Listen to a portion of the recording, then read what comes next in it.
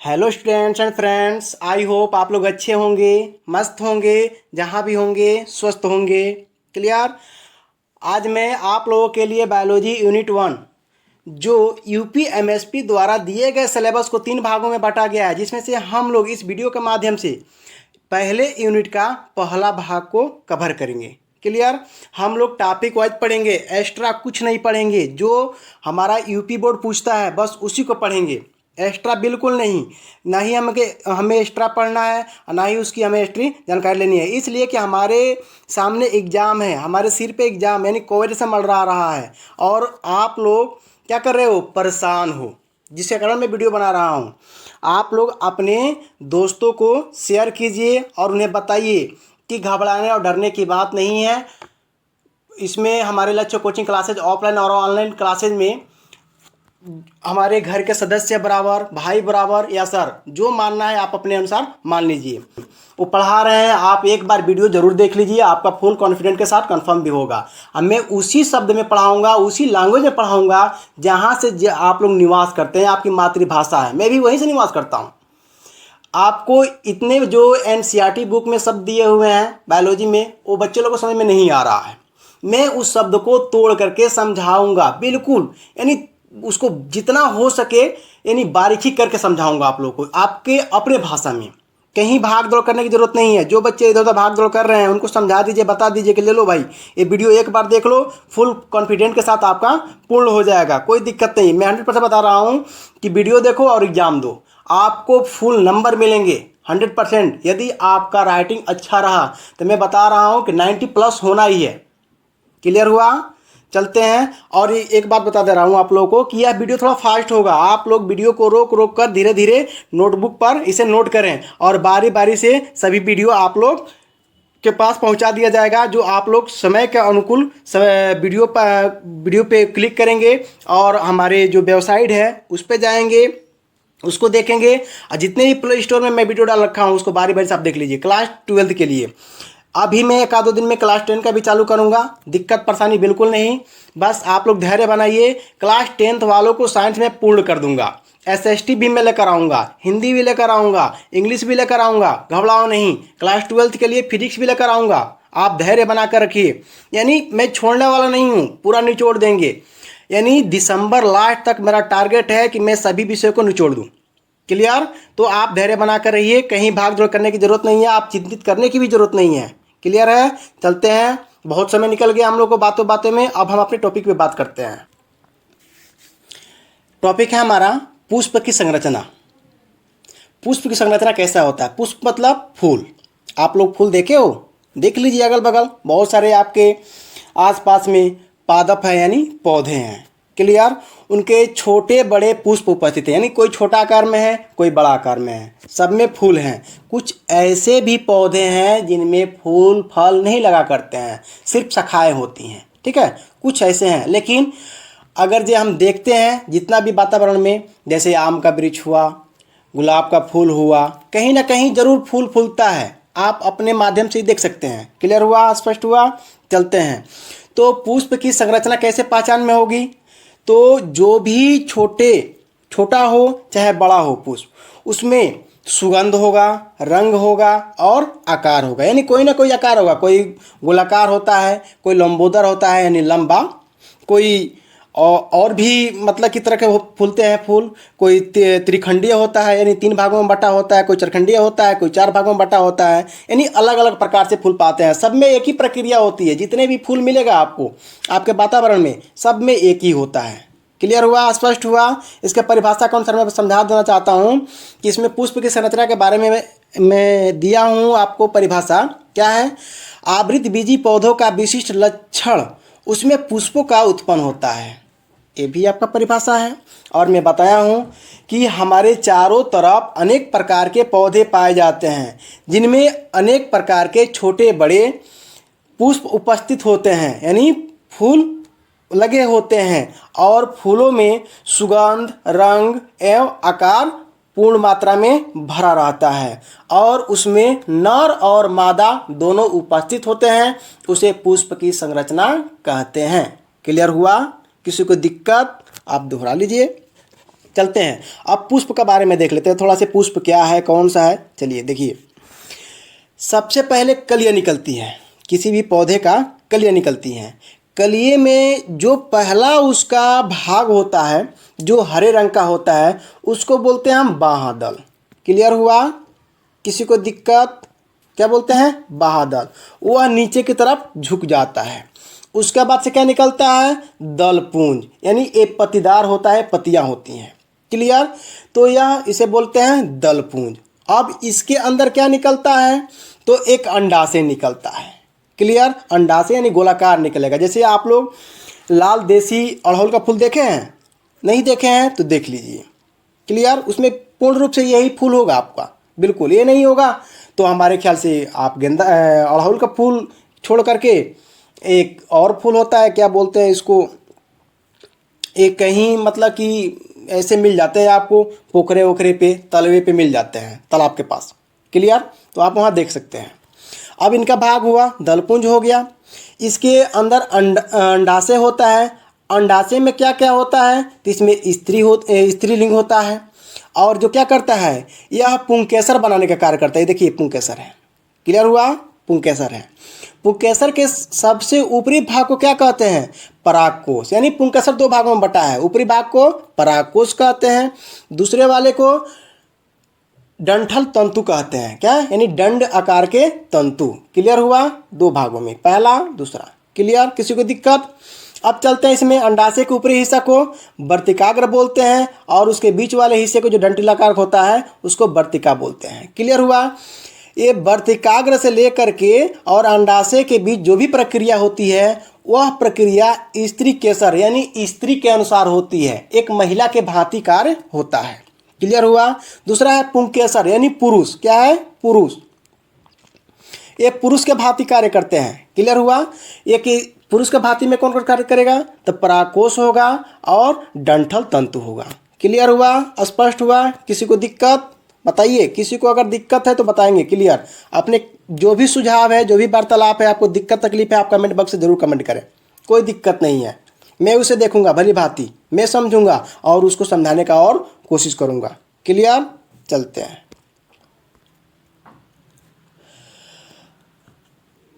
एक पुष्प में 4 चक्र पाए जाते हैं, यानी 4 भाग होते हैं। कौन कौन से होते हैं भाई? देख लेते हैं। बाह्यदलपुंज, दलपुंज, पुमंग और जयांग। क्लियर हुआ? कोई दिक्कत बताइए। आप एक उस अवस्था में पहुंच चुके हैं जिस अवस्था में आपको पहुंचना चाहिए, यानी परिपक्व अवस्था में पहुंच चुके हैं। क्लास 12 के योग्य हैं आप, क्लास 12 में पढ़ भी रहे हैं। क्लियर हुआ? किसी को दिक्कत? ठीक है, तो हमें बस ये बताने हैं कि आप लोग जहाँ भी हैं वहीं पे ध्यानपूर्वक पढ़ना शुरू कर दीजिए। हेडफोन लगाइए और कॉपी पेन उठाइए और कहीं बैठ जाइए। क्लियर? चलते हैं। पहले बाह्यदलपुंज क्या होता है? बाह्यदलपुंज यानी ये वाली जो सिरा है इसको क्रॉस कर दीजिएगा। क्लियर? ये वाले हैं, इसको पढ़ना चाहते तो पढ़ सकते हैं लेकिन कोई आवश्यकता नहीं है। क्लियर? ये हुआ बाह्यदल। क्लियर? बाह्यदल क्या कहता है? यह पुष्प का प्रथम चक्र होता है, यानी प्रथम भाग होता है जो अधिकांशतः हरे रंग का होता है। कैसा होता है? हरे रंग का होता है। जब फूल खुल जाता है अपने आप, मतलब कि जो फ्लावर होते हैं पूरा का पूरा फ्लैप हो जाते हैं और उसके बाद से क्या होता है, जो हरा आकार का होता है नीचे वाला वो सूख करके काले रंग में बदल जाते हैं। ठीक है, अभी आगे बता रहा हूँ आपको 1 to 1 बाई करके। इसमें क्या होता है? बाह्यदलपुंज अनेक बाह्य दलों से मिलकर बना होता है। क्या? बाह्यदल अनेक बाहरी दलों से मिलकर, यानी बाह्यदल मतलब क्या? बाहर के जो भी पत्तियां हैं उनसे मिलकर के वो बने होते हैं। क्लियर हुआ? स्पष्ट? आगे चलें। अगला है दलपुंज। अब दलपुंज क्या होता है? यह पुष्प का दूसरा चक्र है जो अनेक दलों से मिलकर बना होता है। यानी दूसरा चक्र, यानी जो पहले वाले बाह्यदल है उसके बाद से दलपुंज होता है, जो दूसरा चक्र कहते हैं, दूसरा भाग बोलते हैं, वह बहुत सारे यानी अनेक दलों से, यानी बहुत सारे पत्तियों से मिलकर बना होता है। बिल्कुल बाह्यदल के बात ही है दलपुंज। इसका महत्वपूर्ण कार्य क्या है? तो परागकण को, कीटों को अपनी तरफ आकर्षित करना। भाई कीट कब आएंगे? जब उसमें क्या क्या होगा तो मैं बताया हूँ अभी जस्ट कि सुगंध होगा। क्लियर? और सुगंध से क्या होता है? कीड़े मकोड़े उनके पास आते हैं। क्लियर हुआ? जिनसे ऐसे काक्टस का भी आप लोग पौधा पढ़े होंगे, नहीं पढ़े होंगे तो मैं बताऊंगा कैक्टस क्या है। तो उसी के अनुसार यानी किसी भी कीड़े मकोड़ों को अपनी तरफ आकर्षित करने का कार्य करता है। उसमें सुगंध, एक प्रकार का सुगंध होता है हर पुष्प में, हर फूल में, कि जो कीड़े मकोड़ों को अपनी तरफ खींचने का कार्य करता है। जैसे मधुमक्खियाँ देखे हैं, वो भी आकर भ्रमण बनाती हैं। तितलियाँ देखे हैं, वो भी आकर भ्रमण बनाती हैं वहाँ पे। तो इनमें एक अलग प्रकार से क्या होता है, सुगंध पाए जाते हैं। क्लियर। हमारे चैनल को लाइक करें, सब्सक्राइब करें और टेलीग्राम को जरूर ज्वाइनिंग करें। अगर मैं व्हाट्सअप नंबर हमारा चाहते हो आप लोग तो मैं दूंगा, लेकिन अभी नहीं दूंगा। क्लियर। चलिए आगे चलते हैं। पुमंग क्या है?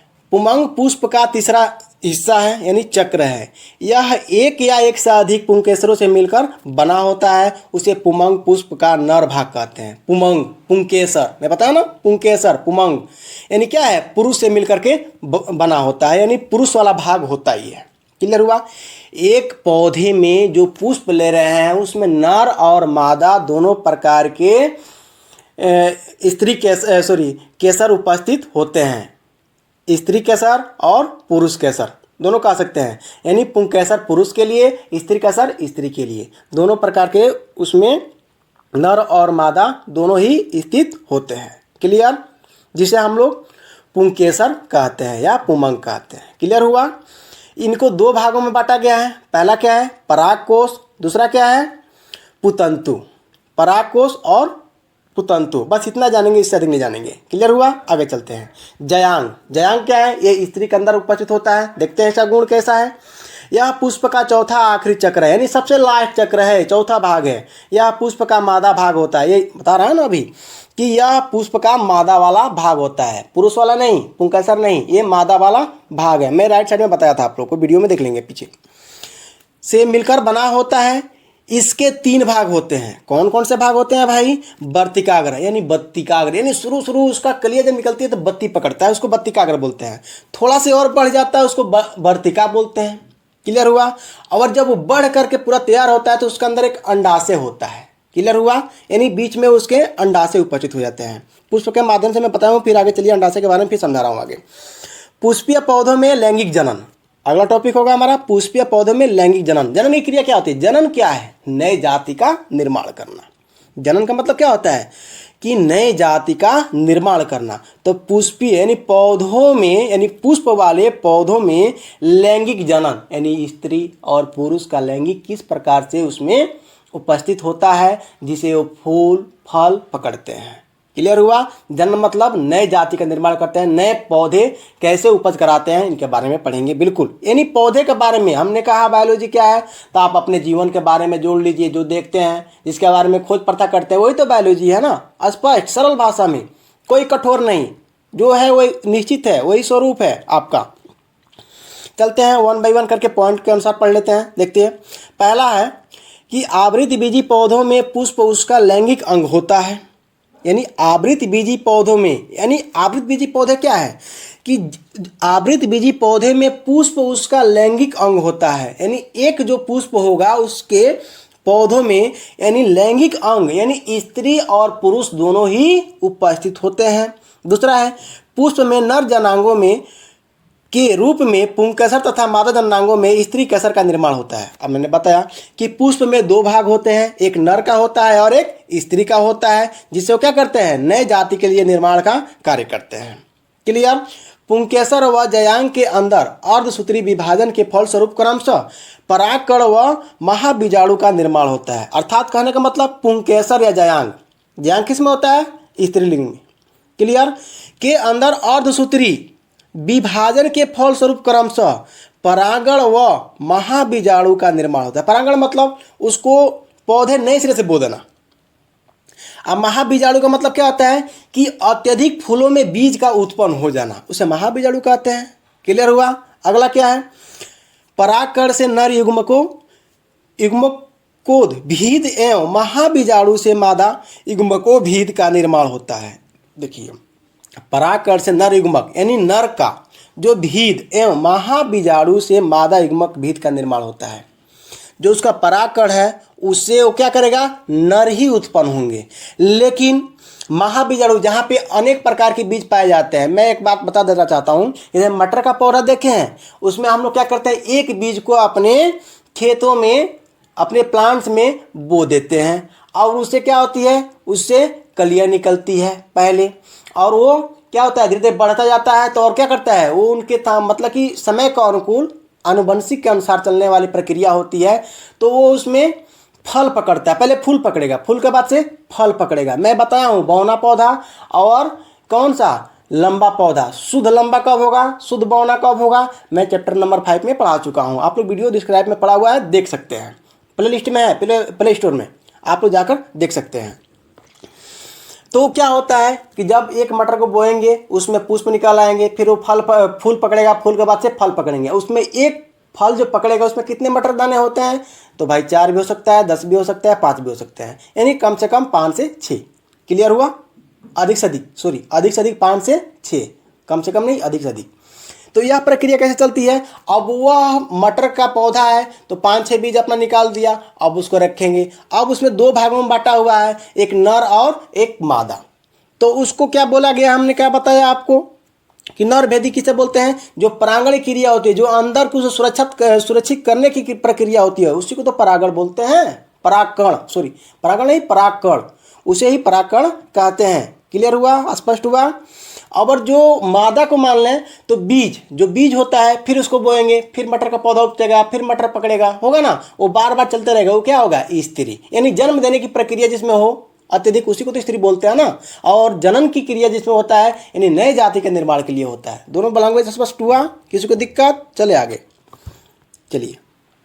नर युग्मक एवं अंड कोशिका के संयुग्म से युग्मनज बनता है। इसका मतलब नर युग्मज एवं अंड कोशिका, अब नर है, अंड कोशिका क्या है, स्त्री से, जो क्या होता है, मिलने से, संयुग्मन मतलब मिलने से, उसे क्या बनता है, युग्मनज बनता है, यानी नए जाति का निर्माण करता है। मटर का पौधा हो चाहे कोई भी पौधा हो, ठीक है। यानी भाई कहने का मतलब कि पृथ्वी पे कैसे फूल वूल कैसे मतलब निराई होते हैं, किसी का बीज लगाया जाता है, किसी की कलियां काट कर लगाई जाती है, डाणी वगैरह, जानते हो ना, उसी को सैंपल आपके भाषा में पढ़ा रहा हूँ, एकदम साधारण भाषा में, कोई दिक्कत किसी को? निषेचन पश्चात युग्मनज क्या है, अब देखिए, निषेचन पश्चात युग्मनज युक्त बीजांड को बीज कहते हैं। यानी निषेचन के बाद से जो बीज निकल जाते हैं, यानी छोटे बड़े जो भी हैं उनके चारों तरफ फैल जाते हैं, उसी को तो भाई बीज कहते हैं। बीज के अंकुरण से नए पौधे का निर्माण होता है। मैंने बताया अभी कि हर बीज बोएंगे, फिर बढ़ेगा, फिर अपना फल देगा, उसमें फिर बीज होगा, फिर बोइए, फिर बढ़ता चलता, मतलब कि इसका पारंपरिक सिस्टम चलता रहता है। क्लियर हुआ, स्पष्ट हुआ, किसी को दिक्कत? चले आगे चलते हैं। ये सभी घटनाएं क्रमिक रूप से 3 अवस्थाओं में पूर्ण होती हैं। यानी कहने का मतलब जो पुष्प की संरचना होती है, जो फूलों की संरचना होती है, वो 3 अवस्थाओं में पूर्ण होती है। कैसे? एक निषेचन पूर्व घटना, इसका मतलब कि फूल लगने के पहले की घटना। निषेचन यानी जब फूल लग जाता है तब की घटना, और निषेचन पश्चात घटना, इसका मतलब कि फूल के लग जाने के बाद की घटना। 3 अवस्थाओं में बांटा गया है। क्लियर हुआ, किसी को दिक्कत? अब चलते हैं पुमंग। पुमंग क्या होता है? पुंकेसर, जो नर वाले हिस्से में होते हैं, जिनको 2 भागों में बांटा गया है। क्लियर, उसी को पुंकेसर बोलते हैं ना, उसे पुमंग भी बोलते हैं। क्लियर हुआ? पुमंग पुष्प का नर जननांग है, यानी नर वाला हिस्सा है। जो पुमंग की इकाई को पुंकेसर या लघु बीजाणुपूर्ण कहते हैं, यानी लघु बीजाणु भी कहते हैं। क्लियर हुआ? यानी कहने का मतलब कि जो पुमंग होता है वो 2 भागों में बटा होता है। मैं बताया था पुंकेसर को 2 भागों में बांट दिया गया है। एक पुमंग है और कौन है, एक मैं बताया था आप लोग को, एक क्या है, पुमंग, दूसरा क्या है, डंठल तंतु, बताया था मैंने। देखिए, अतः आवृत्ति बीजी परागकोश द्विपालित संरचना है, यानी 2 भागों में बटा हुआ यह संरचना है। प्रत्येक परागकोश पाली में 2 प्रकोष्ठ होते हैं, यानी अलग अलग हिस्से में होते हैं। इन्हें परागपुट या लघु बीजाणुधानी कहते हैं, यानी छोटा छोटा, यानी बहुत कम मात्रा में इसमें बीज लगते हैं। क्लियर हुआ, किसी को दिक्कत? लघु बीज धानियों के अंदर परागकणों या लघु बीजाणुओं का निर्माण होता है। वही बात मैंने स्पष्ट कर दिया। क्लियर हुआ कि नर वाले हिस्से में जो परागण की प्रक्रिया होती है, जो इसमें बीज लगते हैं, वो बहुत कम मात्रा में लगते हैं। स्पष्ट? दूसरा है, अगला है इसमें पराग कोश की संरचना। पराग कोश की संरचना क्या है भाई, इसके बारे में पढ़ लेते हैं। देखिए पराग कोश की संरचना, एक पराग कोश द्विपालित होता है, यानी दो भागों में बटा होता है। प्रत्येक में दो कोष्ठ होते हैं। क्लियर हुआ, दो कोष्ठ होते हैं, यानी दो अलग अलग भागों में बटा होता है, दो कोष्ठ होता है। पूर्ण पराग कोश एक चतुष्कोणीय संरचना होती है। चतुष्कोणीय संरचना यानी चार मतलब कि भागों में उसमें भी दिखाई देता है कि बटा हुआ है। इनके चारों कोनों पर एक लघु बीजाणु धानी होती है, यानी उनके कैसे होते हैं, लघु बीजाणु धानी होती है। मैं अभी बता रहा हूँ आप लोगों को, जो लघु बीजाणु धानियों में लघु बीजाणुओं अर्थात परागकण का निर्माण होता है। ये कैसे, मैं बता दूं एक बार। एक हमने पुष्प लिया, पुष्प नहीं लिया, पुष्प की कलियां ली हमने। क्लियर, ऐसे। अब इसे हमने दो भागों में बांट दिया। ऊपर से बट जाता है, हम नहीं बांटते हैं, ये बट जाता है। तो एक इस अवस्था में पहुंच जाता है और एक इस अवस्था में सर्किल यानी सरफेस अवस्था में पहुंच जाएगा। इसमें भी आपका 4 पॉइंट लग जाएंगे, 4 बीजाणु हो जाएंगे, इसमें भी 4 बीजाणु हो जाएंगे। क्लियर, किसी को दिक्कत? अब ये क्या करता है, चारों कोनों पर एक लघु बीजाणु धानियां होती है। मैंने बताया ना, पढ़ लीजिए। देखिए कि एक पराग कोण द्विपालित होते हैं, यानी दो भागों में बट जाते हैं। क्लियर हुआ, पहला भाग और ये दूसरा भाग। क्लियर, प्रत्येक में दो कोष्ठ होते हैं। अब देखिए इसमें भी कोष्ठ होता है, इसमें भी कोष्ठ होता है। क्लियर, पूर्ण पराग कोश एक चतुष्कोणीय संरचना होती है, यानी 4 भागों में बटा हुआ संरचना होता है। क्लियर हुआ कि नहीं हुआ, बताइए। 1 नंबर, 2 नंबर। इसके चारों कोनों पर एक लघु बीजाणु धानी होती है। देख लीजिए, ये हुआ, ये हुआ, ये हुआ, देख लीजिए। कोई दिक्कत किसी को, बताइए। लघु बीजाणु धानियों में लघु बीजाणुओं अर्थात पराग कण का निर्माण होता है। क्लियर, यानी कहने का मतलब क्या कि इनके जो चारों कोने के जो धानियां होती हैं, जो लघु बीजाणु धानियां जिसे बोलते हैं, इनमें भी क्या लघु बीजाणुओं की परागण करने का निर्माण होता है। यानी ये अपने बराबर भी एक बीज को पैदा करने का इनके पास क्षमता होती है। क्लियर हुआ, किसी को दिक्कत, बताइए। आगे चलते हैं। अब लघु बीजाणु धानियां संरचना कैसी होती है, देख लीजिए। लघु बीजाणु धानियां निम्नलिखित 4 परतों से मिलकर बनी होती है। कौन कौन से, बाह्यत्वचा यानी बाह्यदल भी कह सकते हो, आंतरिक दल भी बोल सकते हो, या अंतःस्थिशियम भी कह सकते हो। तीसरा क्या है, मध्य परत यानी बीच वाला भाग। आप उसके सबसे लास्ट वाला भाग को क्या कहते हैं, टेपिटम कहते हैं। क्लियर, पहले बाह्यत्वचा पढ़ लेते हैं। यह सबसे बाहरी परत होती है। क्लियर हुआ। आंतरिक त्वचा क्या होती है, आंतरिक परत क्या होता है, अंतःस्थीय सीयम क्या होता है, यह दूसरी एक परतीय होती है। ये पराग कोण के स्फुटन में सहायक होती है, जो उसको फूलों को क्या करने में यानी फैलाने का कार्य करती है। क्लियर हुआ। माध्य परत में क्या होती है, मध्य में, बीच वाले में यह परत 3 से 5 स्तरीय होती है, यानी 3 से 5 तक इसका स्तर होता है, पत्तियों का द्वारा मतलब बना होता है। वो रंगीन होता है। वह 3 से 5 स्तरीय में होता है। स्तर मतलब उसका सीमा मतलब जो होता है स्तर, यानी यहाँ से निकल रहा है तो 5 ही होगा, 3 होगा या 5 होगा। क्लियर, आप पुष्प को देखिएगा, नहीं है मैं दिखा देता हूँ। 5 स्तरीय, 3 से 5। मान लीजिए आपका पुष्प है, हमने पुष्प बना लिया, कोई भी गुलाब का मान लो। चलिए बना लिया। अब जो इसकी धारियां निकलती हैं ऐसे, क्लियर, एक ऐसे एक ऐसे, इसके अंदर भी अंडाशय वगैरह होता है, दंड होता है।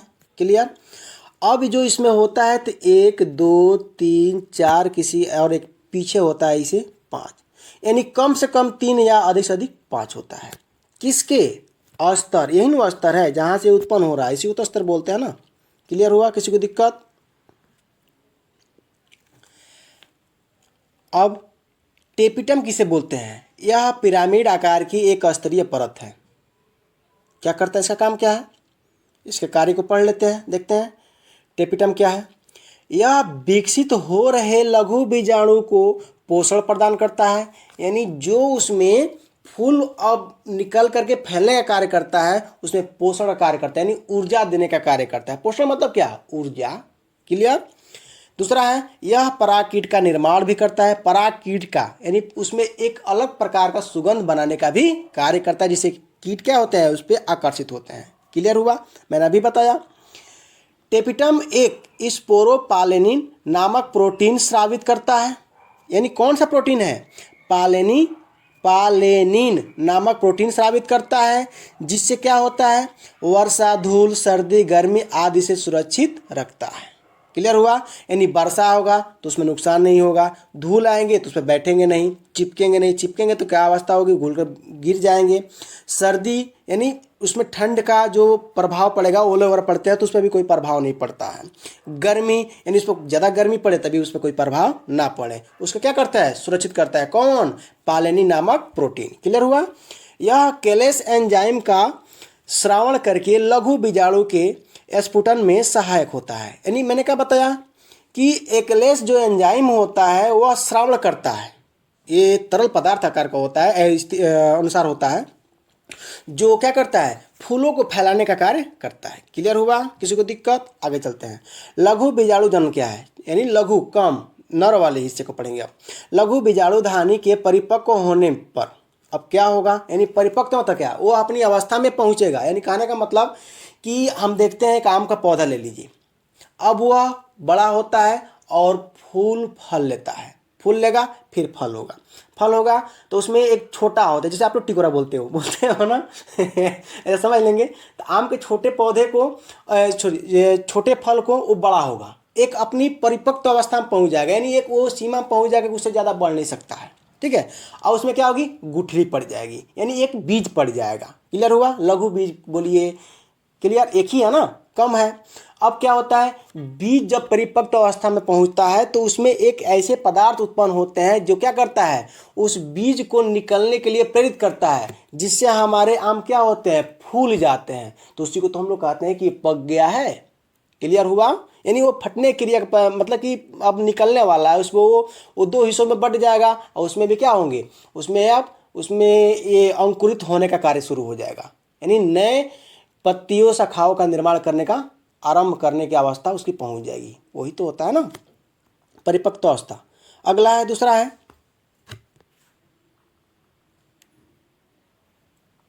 लघु बीजाणु मातृकोशिका अर्धसूत्री विभाजन करके 4 लघु बीजाणु का निर्माण करता है। मैंने पीछे बताया अभी कि लघु बीजाणु मातृ कोशिका, जो लघु बीजाणु का मातृ कोशिका होते हैं, उसमें मादा पाया गया, पुरुष था लेकिन उसमें मादा पाया गया। अब क्या करेगा, उसमें भी 4 भागों में 2 भागों में करेगा, जिसमें 4 लघु बीजाणु का निर्माण करेगा। क्लियर हुआ? मैं बताया पीछे अभी फिगर बना करके। तीसरा है, चारों लघु बीजाणु आपस में जुड़े रहते हैं। ये मत समझिए कि वो अलग अलग पौधे निकालेगा, नहीं, वो चारों एक ही में जुड़े रहते हैं, जकड़े रहते हैं, आपस में मिले रहते हैं। उन्हें लघु बीजाणु चतुष्क कहते हैं। क्लियर हुआ? यही चतुष्क परिपक्व होकर अलग अलग हो जाते हैं और 4 पराग कणों का निर्माण करते हैं। क्लियर हुआ? 4 पराग कणों का तो निर्माण करते हैं, लेकिन क्या ये एक ही से मिलकर बड़े होते हैं, आपस में ये जुड़े रहते हैं। क्लियर हुआ? अब पराग कोण का स्फुटन कैसे होता है देख लेते हैं, 1 मिनट।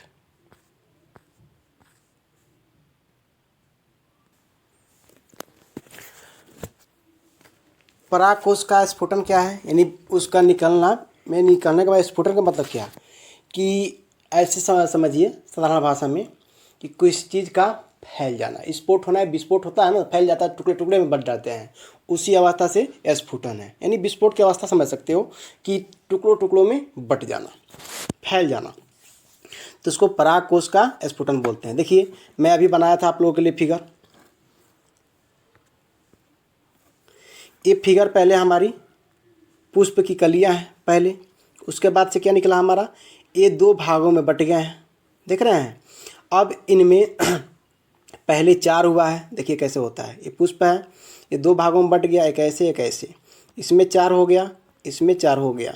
अब इसमें भी क्या करते हैं, ये अलग से फिर अपना बनाएंगे, फिर 4 करेंगे, देख रहे हैं। तो इस अवस्था से ये विस्फोट होता चला जाता है, नहीं स्फुटन की अवस्था कहते हैं। क्लियर हुआ? किसी को डाउट बताइए, किसी को दिक्कत हुआ तो बताएंगे भाई। कमेंट बॉक्स में कमेंट करेंगे। चलिए आगे चलते हैं। पहला इसको पढ़ लेंगे। स्फुटन में क्या है? पराग कोश में कुल 4 स्तर पाए जाते हैं, बाह्य स्तर, अंतः स्तर, मध्य स्तर और टेपिटम। मैंने पढ़ा दिया है, बता दिया आपको। पराग कोश के परिपक्व होने पर मध्य स्तर व टेपिटम नष्ट हो जाते हैं। यानी कहने का मतलब कि पराग कोश के परिपक्व होने पर, पराग कोश क्या होता है? जैसे आप लोग मक्के का इस समय पौधा देख रहे हैं, उसमें फल पकड़ा हुआ है जिसको हम लोग बाल बोलते हैं, बाल बोलते हैं ना। उसके अंदर रेशे पाए जाते हैं, भूले भूले, पहले काले थे अब भूरे भूरे निकल रहे हैं, ठीक है।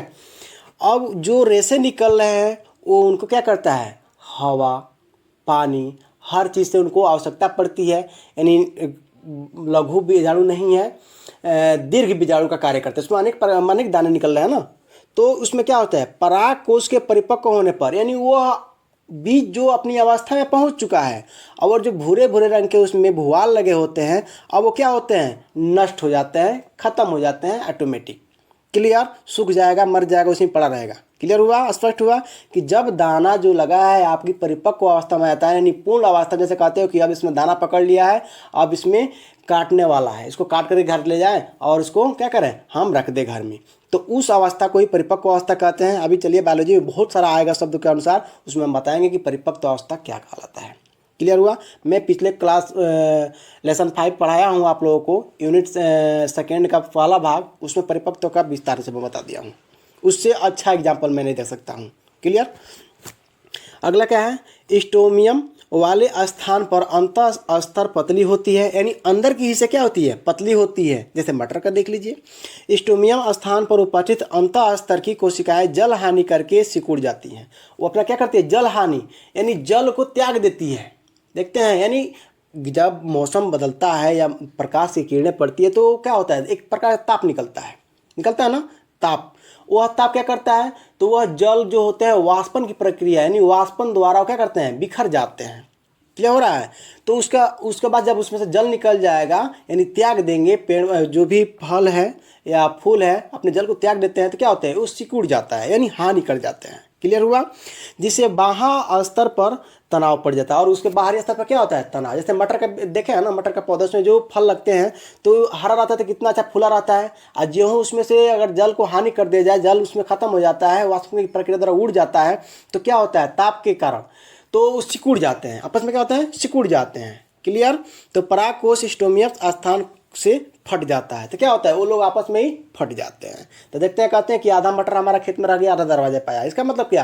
कि वो आवश्यकता से अधिक अपनी परिपक्व अवस्था में चला गया है, उसमें जो जल था वो हानि हो चुके हैं, यानी उसमें अब जल की मात्रा नहीं है, वो टूट जाएगा। बिल्कुल। अगला है, जिससे पराग कोश से पराग कण स्वतंत्र हो जाते हैं। क्लियर हुआ? भी स्पष्ट हुआ कि भाषा की नहीं हुआ? जिससे क्या होते हैं? पराग कण स्वतंत्र रूप से बिखर जाते हैं, टूट जाएंगे। क्लियर? अब देखिए, अब इसमें देखिए, नर युग्मक भेदी जो है, जो जिसका विकास कैसे होता है? नर युग्मक को भेदी का विकास कैसे होता है? देखिए, पहले हमारी पुष्प ऐसे था, मैं दिखा देता हूँ आपको। पहले पुष्प का आकार ऐसे थी, अब ये 2 भागों में टूट गया है। देख लीजिए, इसका पहले वाले को जनन कोशिका जो स्त्री में हो जाता है और ऊपर वाले को पुरुष, पुंकेसर। क्लियर हुआ? अब इसमें क्या होता है? पराग नलिका होती है। कौन? उसके अंदर से, अंडाशय से। देखिए, पूरा अंडाशय के अंदर एक बीजांड होता है, इसमें बीज लगा होता है, बारीकी बारीकी बीज रहेगा। देखे है ना, हर पुष्प के अंदर उपस्थित होता है। क्लियर? अब उसके अंदर बीजांड होते हैं और उसी के बीजांड के अंदर से पराग नलिका निकलती है। क्लियर हुआ? किसी को दिक्कत? और ऊपरे वाले को वर्तिकाग्र बोलते हैं और ये वाले हिस्से को क्या बोलते हैं? बीच वाले को वर्तिका बोलते हैं। क्लियर हुआ? स्पष्ट हुआ? किसी को दिक्कत?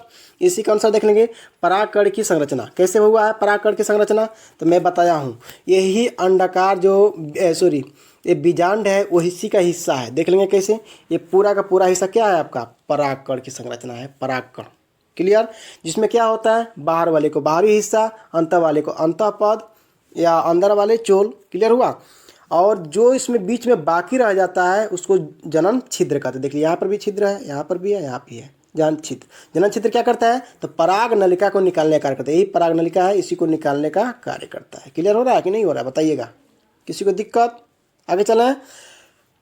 उसके बाद से जो पुरुष वाला होता है वो वर्धी केंद्र का होता है, जो वर्धी कोशिका कहलाती है। क्लियर हुआ?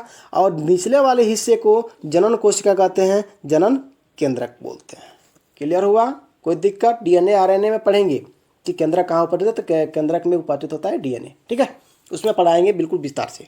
आप लोग बस हमारे चैनल को सब्सक्राइब करें, लाइक करें और अपने दोस्तों में शेयर करें। जहाँ तक मैं कोशिश कर रहा हूँ कि जितना हो सके आधे से ज़्यादा आप लोगों को मैं समझाऊँ, आप लोग पढ़ें और आप भी आगे बढ़ें। मेरा यही मतलब कि एक हमारे माइंड में फिट हो गया है कि नहीं, क्लास 12th और क्लास 10th वालों को हमें ऐसा सिलेबस दे देना है कि जिनको भाग दौड़ नहीं करना है और एक्स्ट्रा कुछ नहीं पढ़ना है। ऐसा नहीं कि ये पढ़ लो इसमें से कोई आ जाएगा, नहीं, ऐसा नहीं। मैं वो पढ़ाऊँगा कि उसी के अंदर से आएगा, वही है, एक्स्ट्रा कुछ नहीं मैं पढ़ाऊँगा। आप धैर्य बना कर रहिए, विश्वास रखिए और अपने पढ़ाई पर ध्यान रखिए। खूब खाइए, खूब मज़ा कीजिए, लेकिन समय पे ज़्यादा नहीं मैं कहूँगा। मात्र शाम को 3 घंटा, इंटर वालों के लिए 4 घंटा और सुबह में टाइम मिले तो 1 आध घंटा ज़रूर पढ़ लीजिए। बस वीडियो है, देख लीजिए, नोट्स बना लीजिए, आप अपने पास लेकर बैठ जाइए नोट्स को और उसको दोहराइए, कोई दिक्कत नहीं है। अगर पूरा हम वीडियो बना भी देते हैं तो नोट्स बहुत होगा आपके पास। अगर जब बायोलॉजी का तो हमारे ख्याल से 100 पेज का होगा, यानी 50 से 60 पन्ना में मान सकता हूँ। बहुत बड़ी चीज़ थोड़ी है वो, तो लगातार 10 दिन हम रट्टा लगाएंगे या पढ़ेंगे। रट्टा क्या लगाना है, हम तो समझा ही दे रहे हैं, रट्टा वाली कोई चीज़ नहीं है। केवल एक एक बार पढ़ते चले जाएंगे, रोज पढ़ेंगे उसको, साट दो पे दीवार पे घर में, और एक एक बार सबको पढ़ कर निकल जाओ। सुबह वाला काम 1 घंटा वही कर लो, बस शाम को बस लिखो पढ़ो और उसको बस विस्तार से लगाओ। ज़्यादा टेंशन नहीं, चिक चिक नहीं, बिल्कुल नहीं, एकदम फ्री माइंड रहो। क्लियर हुआ? चलते आगे।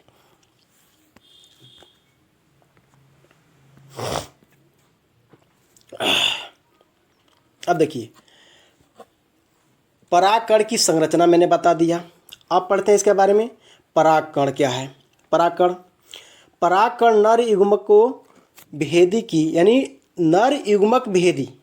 इसका मतलब क्या है कि नर युग्मक का वह हिस्सा जो प्रथम कोशिका होती है, यानी परागकण में जो नर वाला हिस्सा होता है वह प्रथम कोशिका क्या, परागकण एक अगुणित होता है। अगुणित, जिसको अगुणित बोलते हैं, यहाँ पे मैं मिस्टेक कर दिया था, हाँ चलिए सही है। अगुणित कोशिका होती है। इसमें 2 भित्तियाँ पाई जाती है। भित्तियाँ का मतलब अंदर वाले हिस्से 2 भागों में बटे होते हैं। उसमें भी कौन कौन से? एक बाह्य भित्ति और एक अंतः भित्ति, यानी बाह्यचोल अंतःचोल। क्लियर हुआ? चलते हैं आगे।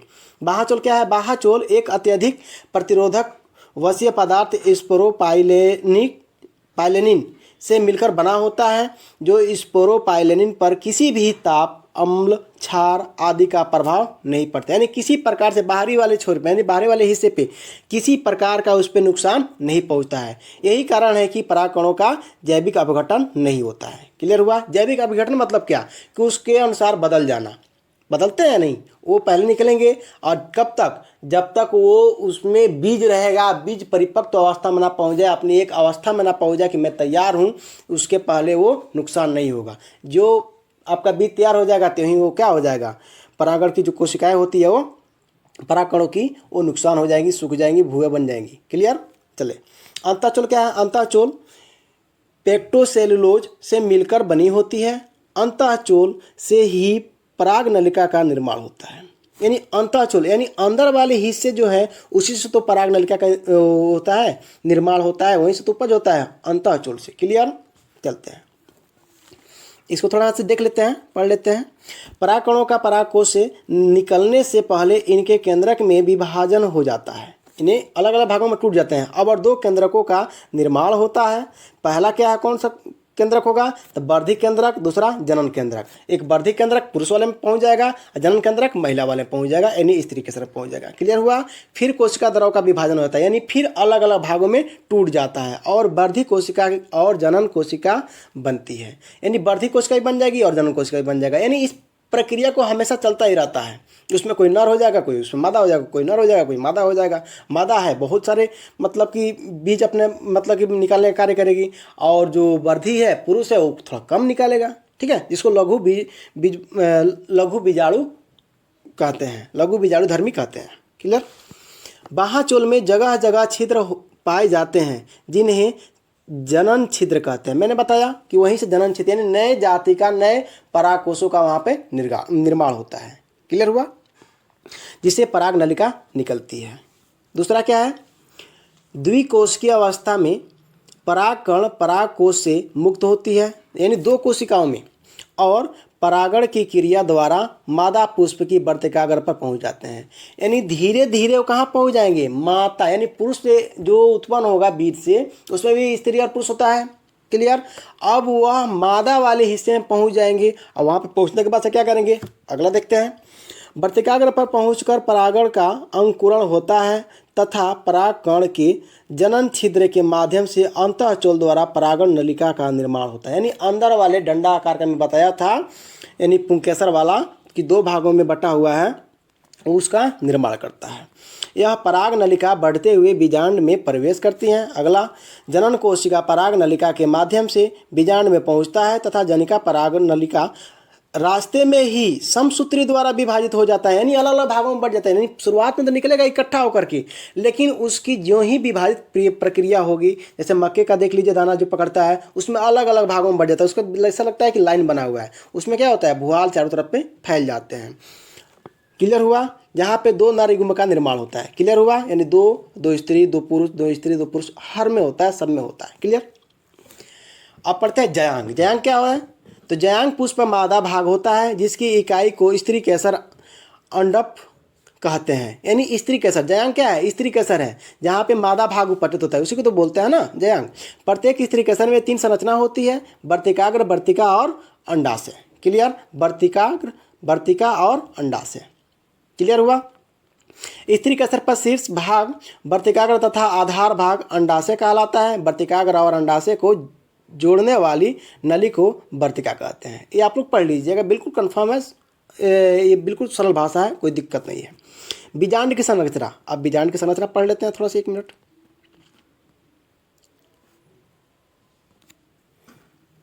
देखिए बीजांड की संरचना क्या है, इसको भागों में बांट दिया गया कि देखिए कितने भागों में पढ़ते हुए आ रहे हैं हम लोग, कोई दिक्कत नहीं।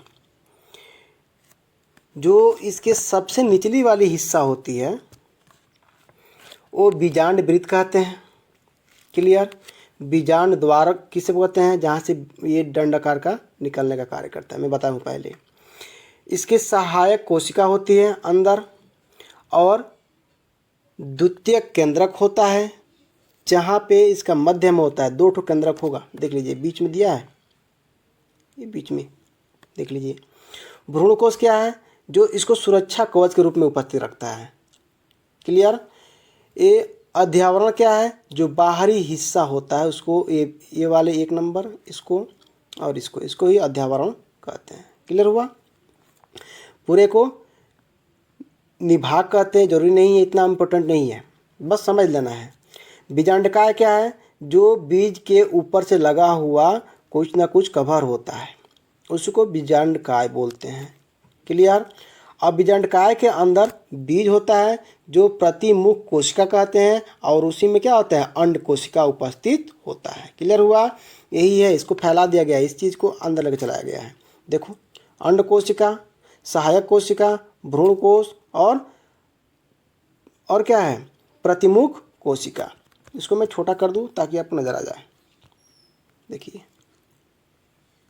प्रतिमुख कोशिका, ध्रुवी केंद्रक है इसको अंदर, यानी हम बना लेंगे, केवल इतना याद रखेंगे कि प्रतिमुख कोशिका, ध्रुवी केंद्रक, अंड कोशिका और सहायक कोशिका, और उस ऊपर वाले हिस्से को क्या बोलते हैं, अंडाशय। बस इतना ध्यान रखेंगे, बाकी सब चीज़ें छोड़ देंगे। कि फिगर जरूर बनाएंगे, आप लोग जहाँ पढ़ेंगे वहाँ पे फिगर जरूर बनाएंगे। इस फिगर को आप शॉर्ट स्क्रीन ले सकते हैं और रख लीजिएगा शॉर्ट स्क्रीन लेकर के। क्लियर। किसी को दिक्कत, चले आगे। चलिए,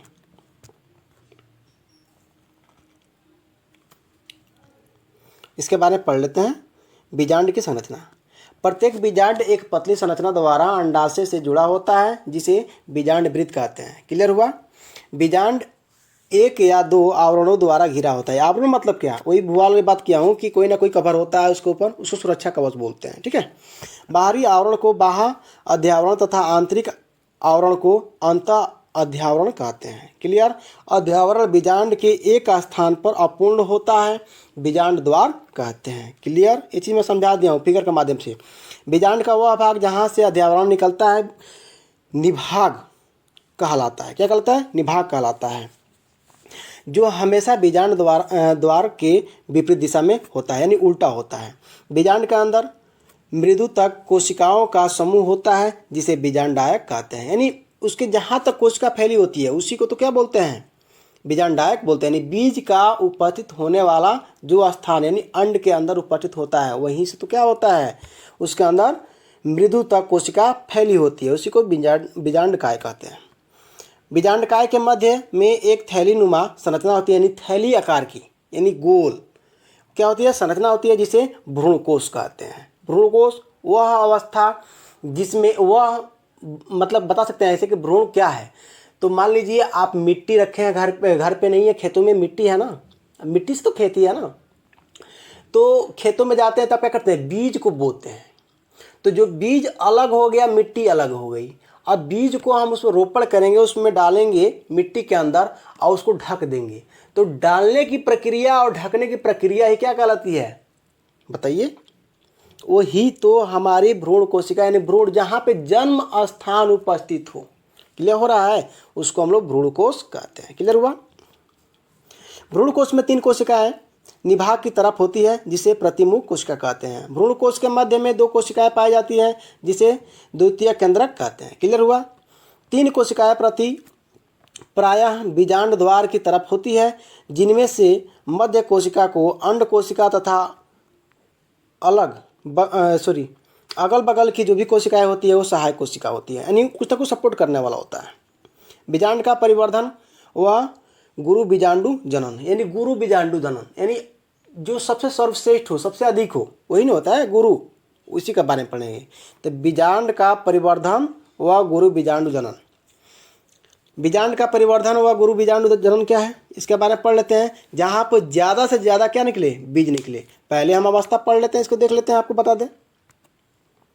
सबसे पहले ये अवस्था होती है हमारी फूलों में, गुरु बीजांड भ्रूण की। एक केंद्रक होता है, केंद्र में भी उपस्थित होते हैं। उसके बाद से ये 2 भागों में टूट जाते हैं, उसके बाद से ये 3 भागों में टूट जाते हैं, उसके बाद से ये चौथा भाग में टूटता है। कैसे? तो यहाँ पे ज़्यादा बीज हो जाता है, यहाँ पे 4 हुआ, यहाँ पे 2 हुआ। क्लियर। वो अलग अलग भागों में टूट रहा है, 2 बनाया तो 2 और बना दिया, 2 बनाया 2 और बना दिया। इससे मेन क्या होता है? मेन एक केंद्रक के रूप में बने, यानी चारों तरफ फैल जाता है। और प्रपसु कोशिका जो होती है एक मेन केंद्रक बनाता है, जिससे क्या होती है? हमारे सभी बीज उसमें उपस्थित रहते हैं और वहीं से क्या होता है? सुरक्षित रहती है। इसके बारे में पढ़ते हैं, थोड़ा सा देख लेते हैं। इसको डिलीट कर दूं मैं थोड़ा सा।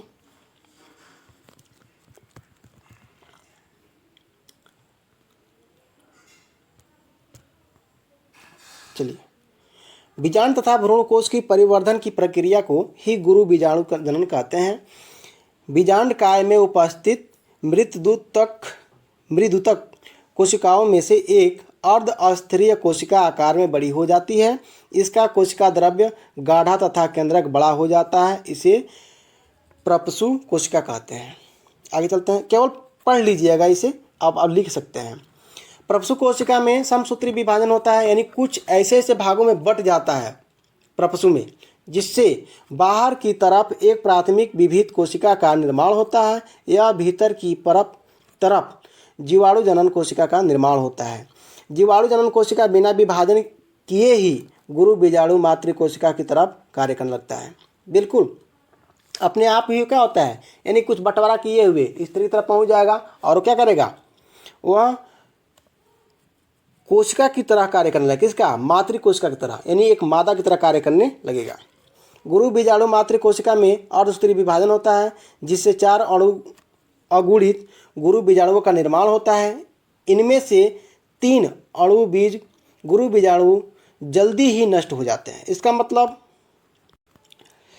अभी मैं जो आपके मक्के के पौधे के बारे में बताया था, सेम वही चीज़ है। अगुणित गुरु बीजाणु जल्दी ही नष्ट होता है। इसका मतलब क्या? कि गुरु बीजाणु मातृ कोशिका में अर्धसूत्री विभाजन होते हैं, यानी अलग अलग भागों में वो बट जाते हैं, जो सुरक्षा कवच है।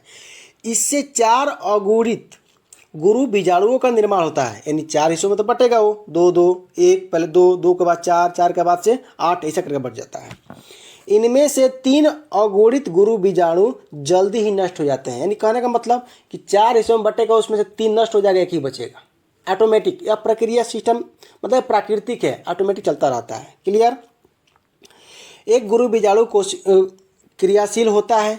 क्रियाशील गुरु बीजाणु ही भ्रूण कोश या मादा युग्म कोद्भिद में परिवर्धित हो जाता है। इसका मतलब कि एक गुरु बीजाणु जो क्रियाशील होता है, यानी वो अपनी बढ़ने की अवस्था में होता है, तो उसमें क्या होता है, वह भ्रूण कोश या मादा युग्म के यानी नर वाले हिस्से की ओर क्या करता है, वह जा करके मिल जाता है और परिवर्धन होता है, यानी वो अपना एक लिंग का निर्माण करने लगता है। क्लियर हुआ।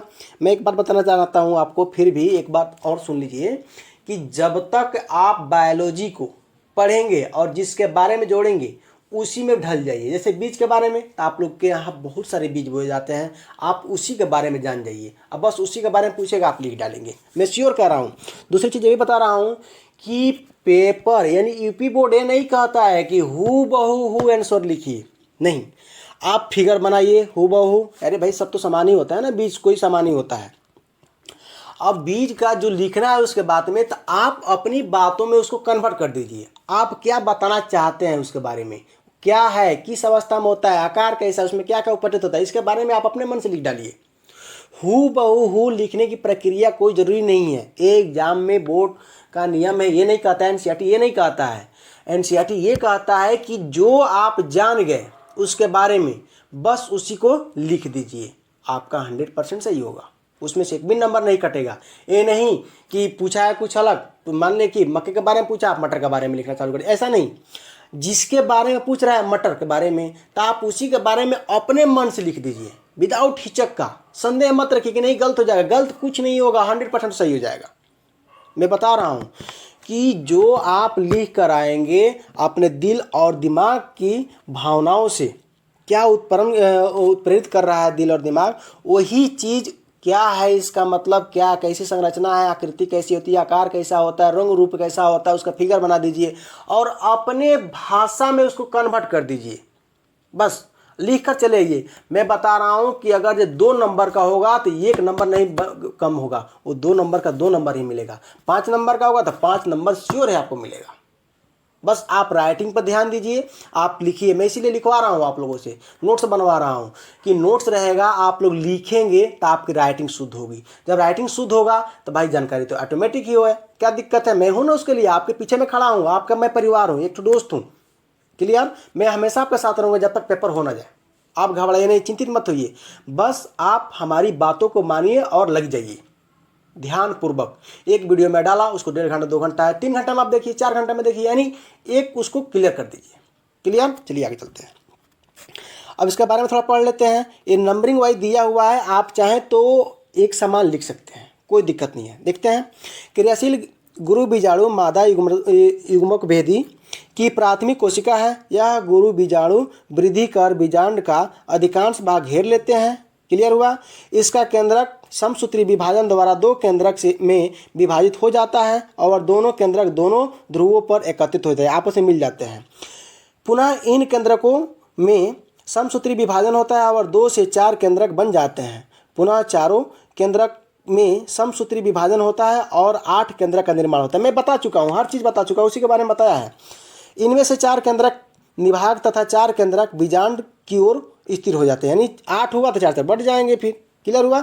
एक केंद्रक निभाग की ओर से तथा एक केंद्रक बीजांड द्वार की ओर से मध्य में आकर स्थित हो जाता है, यानी बीच में एक मेन उसका बन जाएगा और उसी से क्या करेगा, वो सारे मतलब कि बीजों को सुरक्षित करने का कार्य करेगा, वहीं से जो भी प्रक्रिया वो देगा, जिसे ध्रुवीय केंद्रक कहते हैं। क्लियर हुआ।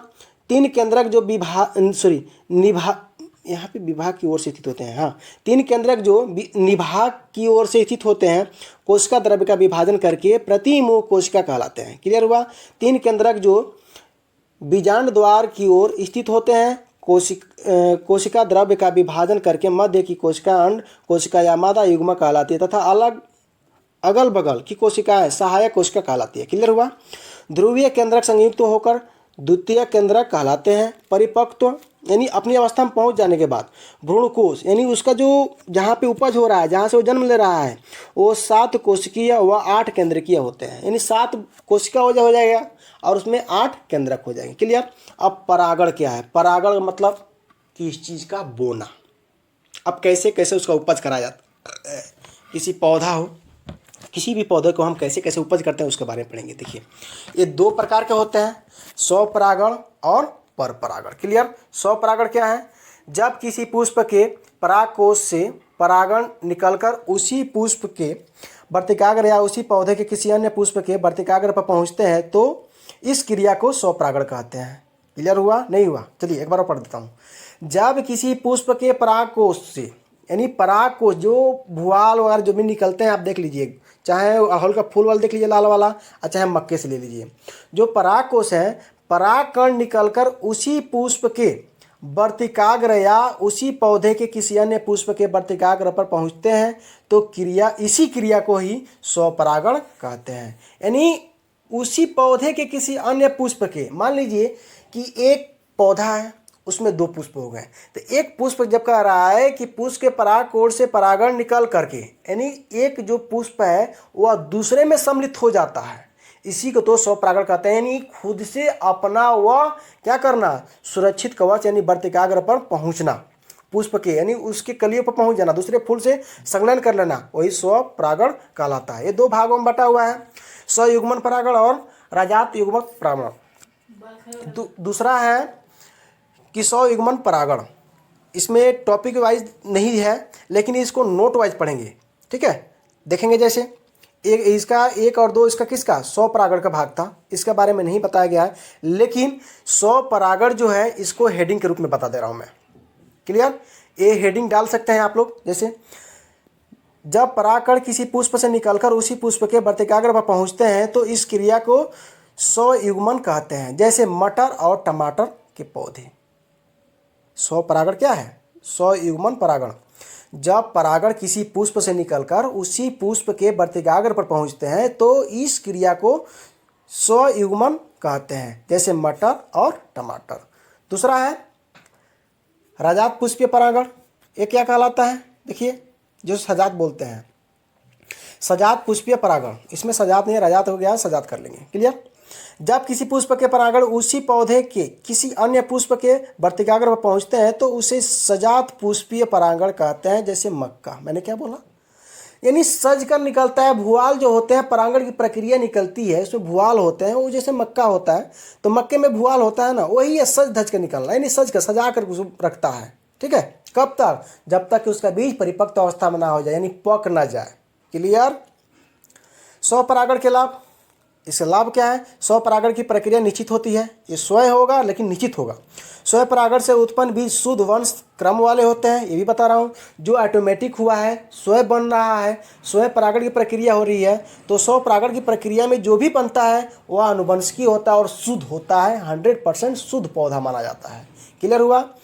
अब स्वपरागण की हानियाँ क्या है? हानियाँ, स्वपरागण से उत्पन्न पौधे में विभिन्नताएं नहीं आती है। स्वपरागण से उत्पन्न पौधे में रोग प्रतिरोध क्षमता कम हो जाती है, यानी इसमें बहुत कम रोग होने का चांसेस होता है। क्लियर। दूसरा है परपरागण क्या है? इस क्रिया में एक पुष्प के परागकण उसी जाति के अन्य पौधों के पुष्प के वर्तिकाग्र पर पहुंचते हैं, इस क्रिया को परपरागण कहते हैं। अब परपरागण की विधियाँ क्या है? परागकणों को वर्तिकाग्र पर पहुंचने के लिए साधन या माध्यम की आवश्यकता होती है, इन साधनों को कर्मक कहते हैं। यानी क्या? परपरागण की विधियां में पहला विधि जो मैं बता रहा हूं, इसका विधि देखिए। परागकणों को वर्तिकाग्र, यानी जब वो कली होती है, बतिया लेता है, यानी जब वो शुरू अवस्था होती है तब क्या करता है, उस पर वो पहुँच जाता है, क्या?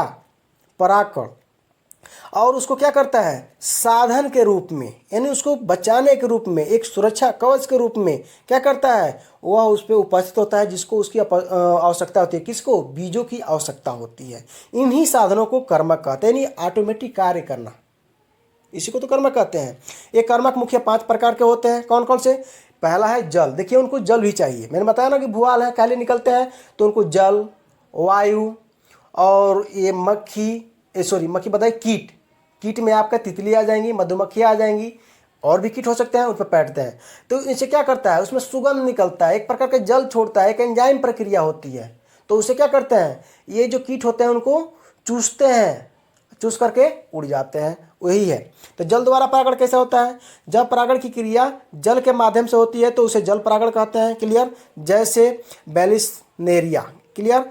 वायु द्वारा यानी हवा द्वारा जब परागण की क्रिया वायु के माध्यम से होती है तो उसे वायु द्वारा परागण कहते हैं। क्लियर। कीट द्वारा परागण यानी कीटियों के माध्यम से होता है। जब परागण की क्रिया कीट द्वारा होती है तो उसे कीट परागण कहते हैं, जैसे मधुमक्खी, तितली। मैं बार बार बताते हुए आ रहा हूँ इसको। पक्षी द्वारा परागण, जब परागण की क्रिया पक्षी द्वारा होती है तो उसे पक्षी परागण कहते हैं, जैसे बिनोनिया। आप तोता भी कह सकते हो, देखते हो ना, तोता भी कह सकते हो, वहाँ पर भी तोता पहुँच जाते हैं। बिनोनिया भी एक प्रकार की पक्षी है, एक मतलब कि पक्षी का नाम है, और तोता भी एक पक्षी का नाम है, आप उसको भी रख सकते हैं, यहाँ पे एग्जाम्पल लिख सकते हो। चमगादड़ द्वारा परागण, जब परागण की क्रिया चमगादड़ द्वारा होती है तो उसे चमगादड़ द्वारा परागण कहते हैं। यानी चमगादड़ के द्वारा जो पर परागण की प्रक्रिया होती है तो वही तो चमगादड़ द्वारा परागण कहा जाता है। क्लियर। ये भी एक किसमें, पक्षी के रूप में ले लीजिए। क्लियर हुआ। पर परागण के लाभ, पर परागण द्वारा उत्पन्न बीज बड़े स्वस्थ व अच्छी नस्ल वाले होते हैं। दूसरा, पर परागण से बनने वाले फल बड़े व स्वादिष्ट होते हैं, यानी अच्छा लगेगा, स्वाद होता है उसमें। जैसे आप आम का दे लीजिए, आम का ये पर परागण पर होते हैं, स्वयं निकल जाते हैं, स्वयं फलते हैं, स्वयं कार्य करते हैं, किसी पर निर्भर नहीं होते हैं। क्लियर। पर परागण से हानियाँ क्या है, अधिक परागण कणों का व्यर्थ ना हो जाना, यानी आवश्यकता से अधिक उसको व्यर्थ ना होना, यानी कहना मतलब कि एक सीमा होता है। जैसे आम है, आम पीलापन होने लगा यानी पकने लगा, तो अगर ज़्यादा से यानी कुछ अधिक ज़्यादा हो जाए, मैं ज़्यादा बताया हूँ, एक सीमा होता है कि कितना पकता है तो मीठा लगता है। आम ही है, देख लीजिए अभी आम का सीज़न गया है, तो आम के सीज़न में हम लोग एक सीमा था कि थोड़ा बहुत दबा तो पक गया, इसको ले चलिए खाइए, बहुत मीठा लगेगा। लेकिन ज़्यादा अगर पक जाए तो कैसा लगता है, वो खराब लगता है, तो व्यर्थ हो जाता है। तो उसको एक पकने की प्रक्रिया क्या है, सड़ना। ऐसे समझिए कि कोई वस्तु पकता है यानी सड़ रहा है, और वह अत्यधिक सड़ जाएगा तो बदबू देने लगेगा, खराब लगेगा, स्वाद नहीं आएगा उसमें। क्लियर हो रहा है, यानी अधिक पक जाता है। क्लियर। इनमें सदैव साधन की आवश्यकता होती है, इनमें बहुत सारे साधन की आवश्यकता होती है। कौन से, हानिया में। अब कृत्रिम संकरण क्या है, कृत्रिम संकरण के बारे में पढ़ते हैं। मनुष्य द्वारा दो अलग अलग पौधे के लक्षणों को लेकर सर्वश्रेष्ठ लक्षणों वाले पौधे को बनाया जाता है। कृत्रिम संकरण के दो आवश्यक प्रक्रम होते हैं, कृत्रिम जो हाथ से बना हो, प्राकृतिक जो भगवान द्वारा बना हो। तो कृत्रिम मतलब हाथ से बना हुआ, कृत्रिम। कृत्रिम उपग्रह सुने हो नाम, उपग्रह में तो क्या है, वो साइंटिस्टों द्वारा बनाया हुआ ग्रह है, इसको कृत्रिम उपग्रह कहते हैं। ठीक है। क्लियर, कोई दिक्कत। तो इसी कृत्रिम के बारे में पढ़ेंगे कि जो मनुष्य द्वारा बनाए गए हों। जैसे मनुष्य द्वारा दो अलग अलग पौधे के लक्षणों को लेकर सर्वश्रेष्ठ लक्षणों वाले पौधे को बनाया जाता है। कृत्रिम संकरण दो आवश्यक क्रम में होते हैं। पहला विपूषण और थैलीकरण। विपूषण क्या होता है, थैलीकरण क्या होता है, इसको फिगर के माध्यम से देखते हैं। विपूषण, द्विलिंगीय पुष्प में कलिका अवस्था में ही चिमटी की सहायता से उस पुष्प के पराग कोष को निकाल देना। यानी जब वो कली लेगा, यानी अब उसमें शाखाएं निकलती है, चिमटी से क्या करते हैं, उसको खींच देते हैं, और उसमें दूसरा पौधे का डाली या कोई शाखा ला करके उसमें रख देंगे और टेप से बाइंडिंग कर देते हैं। तो इस प्रक्रिया को विपुंसन कहते हैं। क्या कहते हैं, विपुंसन। क्लियर। थैलीकरण यानी थैली के आकार का बांधना। जैसे देख लीजिए, इस प्रक्रिया में बंध्याकृत पुष्प के वर्तिकाग्र को छिद्र करके थैली से ढक दिया जाता है। यानी जो कवर लगाया जाता है, झिल्ली आप लोग देखे होंगे अपने गाँव में, ये गोभी का बीज हुआ, मटर बताना है, टमाटर का बीज हुआ, मिर्चा का बीज हुआ, तो बरसात के मौसम में बहुत दिक्कत होता है उन बीजों में। तो क्या करते हैं वो लोग कि उससे बरसात बचाने के लिए एक क्या करते हैं, एक प्रकार के कवर लगाते हैं झिल्ली, और उसमें छिद्र कर देते हैं ताकि उसमें क्या हो, उसमें प्रकाश संश्लेषण क्रिया चालू रहे और वो हरा भरा रहे और चलता रहे। क्लियर हुआ। और सफ़ेद लगाया जाता है, काली नहीं लगाई जाती है, सफ़ेद। क्लियर हुआ। एक बीकर मतलब शीशे से बना हुआ कोई आकृति। क्लियर। आगे देखिए, निषेचन क्या है? निषेचन मतलब नई जाति का निर्माण करता है। नर युग्मक एवं मादा युग्मक के संयोजन की क्रिया को निषेचन कहते हैं। क्लियर? कोई दिक्कत? जिससे नई जाति का निर्माण होता है निषेचन। नर युग्मक एवं मादा युग्मक के संयोजन की क्रिया को निषेचन, यानी नर और मादा, यानी एक पुरुष और स्त्री के मिलने की क्रिया को ही, और इन क्रियाओं से नई जाति का जो निर्माण होता है उसी को तो निषेचन बोलते हैं ना। क्लियर हुआ? पुष्पी पौधे में आंतरिक निषेचन होता है। पुष्पी पौधों में आंतरिक यानी स्वतः ऑटोमेटिक होता रहता है, उनमें नर और मादा दोनों उपस्थित होते हैं, ऑटोमेटिक होता रहता है, फूलता है, फलता है, ऑटोमेटिक चलता है। क्लियर? परागकणों का अंकुरण एवं पराग नलिका का निर्माण। क्लियर हुआ? कोई दिक्कत? चलिए इसके बारे में थोड़ा पढ़ते हैं। परागकणों का अंकुरण एक पराग नलिका निर्माण, इसको पढ़ते हैं। परागकण क्या है? इसके अंकुरण एवं पराग नलिका, यानी अंकुरण यानी जमाव की जो प्रक्रिया होती है, जो शुरुआत में बीज जमते हैं उनका, और पराग नलिका क्या होती है इसके बारे में पढ़ेंगे। तो पराग नलिका के बारे में तो पहले पढ़ा चुका हूँ आपको कि पराग नलिका क्या होती है। यही तो है आपकी पराग नलिका। देख लिए, ये परागकण हो गया। पराग नलिका आपका ये रहा। परागकण सबसे ऊपरी वाला हिस्सा होता है। क्लियर? टोटल हिस्से को क्या बोलते हैं? अंडाशय बोलते हैं, जिसके अंदर बीज उपस्थित होता है। और इस अंडाशय में क्या होता है? छोटा छोटा छिद्र होता है, जिसे हम लोग भ्रूणकोश बोलते हैं। बता दिया गया है। वर्तिकाग्र ऊपर वाले हिस्से को बोलते हैं। क्लियर? और वर्तिका इसके निचले वाले हिस्से को बोलते हैं। क्लियर? किसी को दिक्कत? थोड़ा जुकाम हो गया है, चलते हैं आगे। देखिए, इसको क्लीन कर लो थोड़ा सा, 1 मिनट।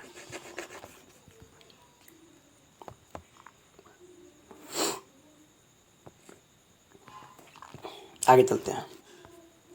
दिया है, इसको आप लाइन बाय लाइन लिखिएगा, ऐसे नहीं पॉइंट देकर मत लिखिएगा, आप लाइन बाय लाइन लिखिए। देखिए, जब परागकण संतान पुष्प के वर्तिकाग्र पर पहुंचते हैं तब इनका अंकुरण होता है। यानी जब यह वर्तिकाग्र पर पहुंचते हैं, यानी ऊपरी वाले हिस्से पर जब ये लोग पहुंचते हैं, क्लियर हुआ? वर्तिकाग्र पे पहुंचते हैं तब वहाँ पर क्या होता है? वहाँ पे अंकुरण होता है, यानी उसमें से अब कलियां शाखाएं निकलना प्रारंभ कर देती है, उसी को तो अंकुरण कहते हैं। और पराग नलिका का निर्माण होता है। क्लियर? ये कहाँ से होता है? तो भ्रूणकोश से होता है। क्लियर? जो अंडाशय के अंदर उपस्थित होता है। ये पराग नलिका आगे बढ़ते हुए बीजांड में प्रवेश करती हैं। पराग नलिका के रास्ते में ही जनन कोशिका विभाजित होकर 2 नर युग्मक का निर्माण करती है। क्लियर? आगे देखते हैं। बीजांड में एक थैली नुमा यानी थैली के अनुसार संरचना पाई जाती है, जिसे भ्रूणकोश कहते हैं। भ्रूणकोश में ही अंड कोशिका या मादा युग्मक पाया जाता है। क्लियर? कोई दिक्कत किसी को? बताएंगे। आगे चलते हैं। पराग नलिका का भ्रूणकोश में प्रवेश। अब भ्रूणकोश में कैसे प्रवेश करता है इसको देखते हैं, यानी अंडाशय के अंदर से कैसे वो निकलता है। पराग नलिका मुख्यतः 3 स्थानों से बीजांड या भ्रूणकोश में प्रवेश कर सकती है। पहला कौन सा भाग है? तो निभाग द्वारा पराग नलिका का प्रवेश, यानी निभाग अध्यावरण द्वारा पराग नलिका का प्रवेश, और बीजांड द्वारा पराग नलिका का प्रवेश। यानी निभाग क्या है? निभाग वह प्रक्रिया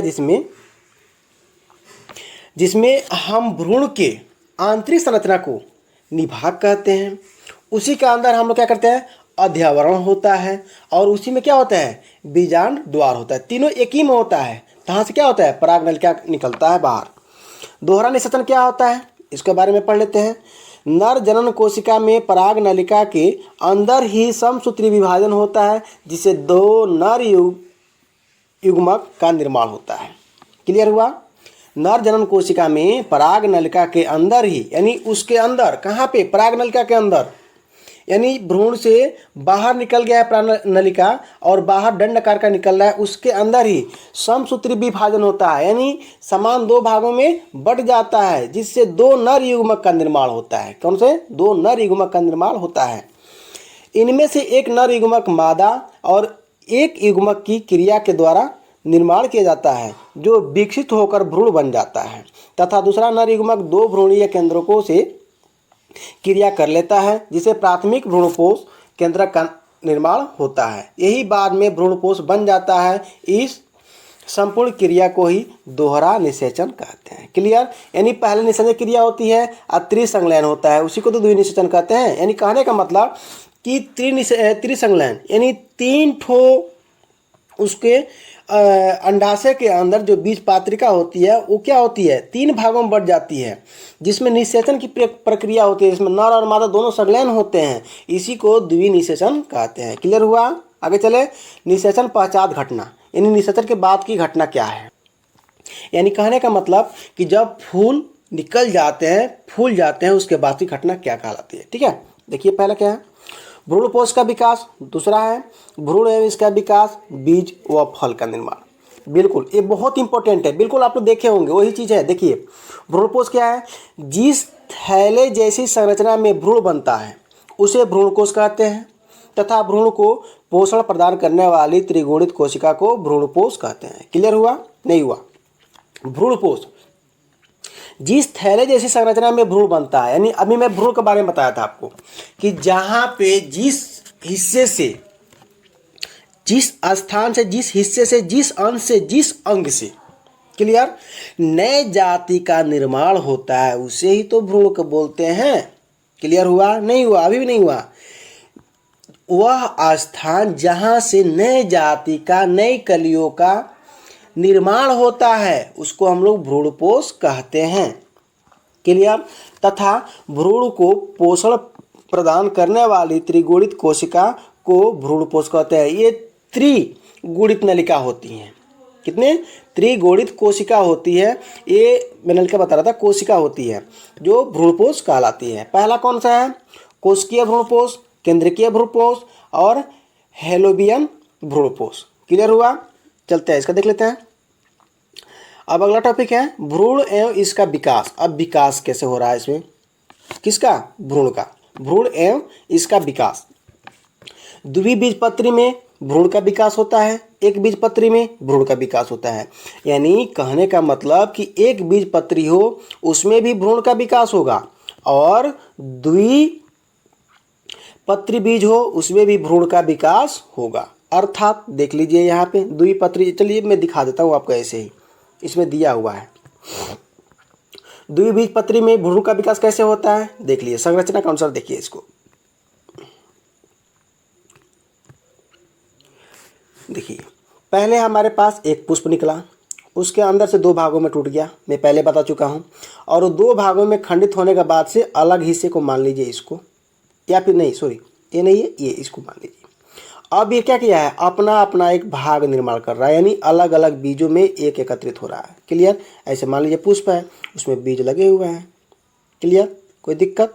अब ये क्या करता है, अलग अलग हिस्सों में टूट जाता है, लेकिन सबकी संरचना एक दूसरे से क्या होती है, जुड़ी रहती है। क्लियर हुआ? स्पष्ट है? और देखिए 1 मिनट, पहला है युग्मनज, जहां पे युग्मनज यानी जहां पे नई जाति का निर्माण होने की प्रक्रिया चालू होती है। पहला क्या है, चुस्कांग, जिसके अंदर एक मतलब कि ऐसे चुस्कांग मतलब ये होंगे कि किसी भी वस्तु को अपने तरफ अपने अंदर रख करके और उसे नए जाति का निर्माण करने की प्रक्रिया को चुस्कांग कहते हैं, जो सिंपल भाषा में भ्रूण बोल सकते हैं। क्लियर? अब ये क्या करता है, निलंबक की प्रक्रिया करती है। देखिए निलंबक लिखा भी है, निलंबक की प्रक्रिया करती है। कैसे करती है देख लीजिए, ये बारी बारी से 1 बाई 1 करके बढ़ता चला गया है, बीजांड है। क्लियर? अब ये हाइपोबेसल भी हो जाता है इसमें, यानी निचले वाले हिस्से को हाइपोबोसल बोलते हैं, हाइपोबेसल। और इसके आंतरिक जो बीजांड होते हैं, बीज को खंडित किया गया है, यानी अलग अलग भागों में ये टूटे हुए हैं, 4 खंडों से, फिर 8 खंडों से, ऐसे 16 खंडों से, फिर 32 खंडों में, तो इसको बोलते हैं एस्पिकेशन, एस्पिकेशन। क्लियर? और यह प्रक्रिया जो होती है ये चलती रहती है। मैंने बताया ये चीज़ उठा करके यहाँ पे आपको पॉइंटली वाइज, अगर इसको नहीं देखना चाहते तो इसको देख सकते हैं। अगला पीढ़ी क्या है, अनुप्रस्थ बटा विभाजन, यानी एक कली है उसको 2 भागों में वो अपने ऑटोमेटिक बढ़ जाता है, जिससे क्या होता है, ये इनका अग्रस्थ कोशिका बोलते हैं। और इसके बाद से ये कितने भागों में बढ़ता है, तो 4 भागों में ये बढ़ जाता है। क्लियर। और चारों क्या होता है, आपस में मिले जुड़े होते हैं। तो इसका फार्मूला है, सूत्र होता है क्या, उदग्र विभाजन बटा अनुप्रस्थ विभाजन, यानी जो पहले वाले हिस्से का बटा बटे हुए हिस्से का। क्लियर। जो पहले वाले हिस्से का बटा बटे हुए हिस्से। क्लियर हुआ, कोई दिक्कत बताइए। चले आगे देखिए। हाँ, एक बात मैं बताता हूँ कि मूलरोम किसे बोलते हैं। आप लोग जड़ देखे हैं किसी पौधे का, वही तो मूलरोम है। देख लीजिए, इसमें लिखा भी है मूलरोम अर्थात जड़। क्लियर। अब देखते हैं, मूलाकुर होता है, मूलाकुर, मूलांकुर बोलते हैं, अंक का मंत्र है मूलांकुर, बारीक है, नजर नहीं आ रहा है। मूलांकुर, मूलांकुर क्या होता है, तो मूल या जड़ कहते हैं। इसे मूलरोम भी बोलते हैं कितने लोग, और जड़ भी बोलते हैं। क्लियर हुआ। जहाँ से ये पृथ्वी से जल लेते हैं और अपने प्रत्येक शाखाओं के पत्तियों तक पहुँचाने का कार्य करते हैं। पेड़ पौधे किसके सहारे मृदा से जल उठाते हैं, मृदा मतलब भूमि, तो जड़ यानी मूलरोम के सहारे। क्लियर हुआ। अब देखिए, एपीबेसल क्या है। एपीबेसल वही प्रक्रिया है जो बीज पात्र में बटा हुआ है और प्राकुर में बटा हुआ है, जो तना तथा पत्ती में आकार का कार्य करता है। क्लियर। यानी कुल मिलाकर आप बता सकते हैं कि एक पौधा है जो जड़ द्वारा यानी मिट्टी के यानी मृदा से जल लेकर के जड़ द्वारा वो सभी शाखाओं में पहुंचाने का कार्य करता है, जो प्राकुर, बीजपत्र या मूलाकुर तक पूरा का पूरा इसमें से होकर के हमारे जितने भी जल हैं वो पूरे रोम में मिल जाती हैं, इसमें स्रावित हो जाती है, संचालित हो जाती है। क्लियर हुआ, कोई दिक्कत। थोड़ा सा भाषा अलग हो गया हमारी लैंग्वेज, लेकिन इसके अर्थ में समझेंगे बायोलॉजी के मेथड से। ओके, चलिए आगे चलते हैं।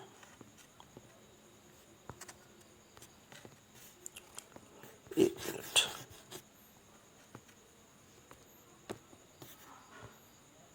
अब देखते हैं, इसके बारे में पढ़ लेते हैं। युग्मनज में अनुप्रस्थ विभाजन के फलस्वरूप 2 कोशिका का निर्माण होता है। देखिए, 2 कोशिका का निर्माण हुआ। क्लियर।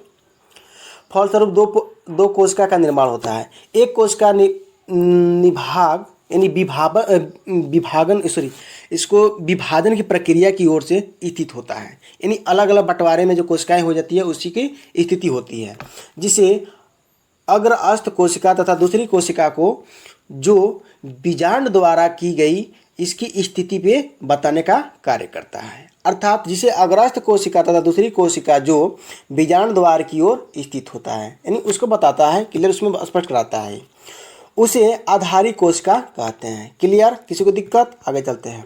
अग्रस्थ कोशिका में उदग्र विभाजन तथा आधारी कोशिका में अनुप्रस्थ विभाजन होता है। ये भी नोट कर लेंगे पॉइंट। अग्रस्थ कोशिका में 2 अनुप्रस्थ विभाजन तथा आधारी कोशिका में 6 से 10 अनुप्रस्थ विभाजन होता है, यानी 6 से 10 भागों में बट जाता है। क्लियर, इसको केवल नोट कर लेंगे, ज़्यादा इंपॉर्टेंट नहीं है ये, बस पढ़ते जाएंगे। आधारी कोशिका में 6 से 10 अनुप्रस्थ विभाजन के पश्चात प्राप्त संपूर्ण कोशिका को निलंबक कहते हैं। निलंबक की निचली कोशिका चुस्कांग तथा ऊपरी कोशिका स्फीतिका कहलाती है। पहले हम पढ़ चुके हैं, केवल दिया गया पढ़ने के लिए आपको।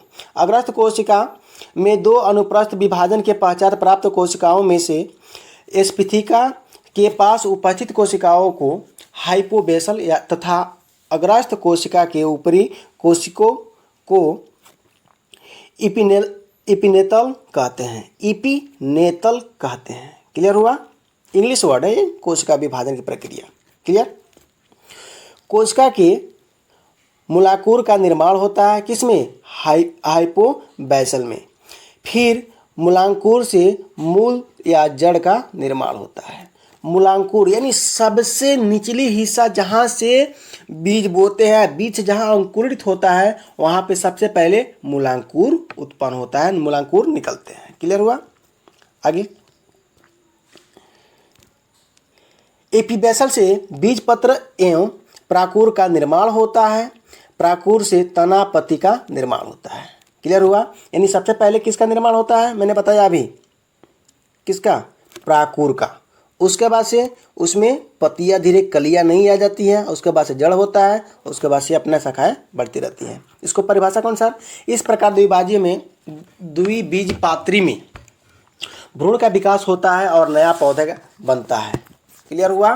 परिभाषा ये नोट है, आप लोग पढ़ लेंगे, कोई जरूरत नहीं है। बीज एवं फल का निर्माण। अब देखिए बीज एवं फल का निर्माण, यानी बीज और फल का निर्माण कैसे होता है, पहले पढ़ेंगे बीज का निर्माण।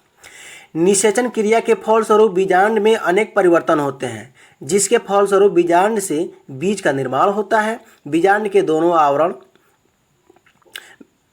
बीजावरण का निर्माण करते हैं। बीजपत्र या भ्रूणपोष में भोजन संचित हो जाता है। इसमें पानी की मात्रा धीरे धीरे कम हो जाती है और भ्रूण सुप्ता अवस्था में चला जाता है, यानी सूख जाता है।